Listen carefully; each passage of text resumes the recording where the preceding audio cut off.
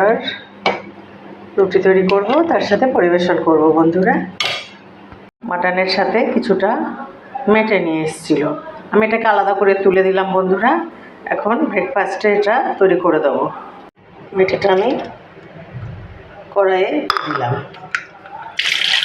জল দিয়ে দিলাম, এটা আমি ভালোভাবে ধুয়ে নেব। আমার মেটেটা ধোয়া হয়ে গেছে, আমি কড়াইয়ে ঢেলে দিলাম।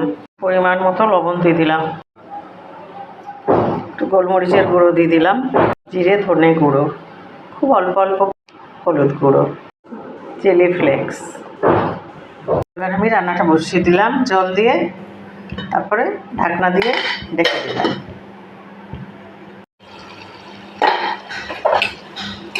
রেডি হচ্ছে মেটে চচ্চড়ি, প্রায় হয়ে এসছে বন্ধুরা। আমি গ্যাসে বসিয়ে হালকা আছে ঢাকা দিয়ে রেখে দিয়েছিলাম, কি সুন্দর মজে গেছে নিজে নিজেই।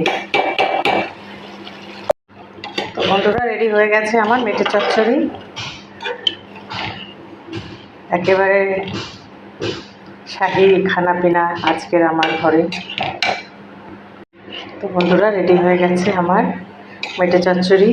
একটু পুরোনো দিনেই চলে গেলাম, আমার বাবা খুব ভালোবাসতেন মেটে চচ্চড়ি টিফিনে খাওয়া, মনে পড়লো তাই হঠাৎ তৈরি করে ফেললাম।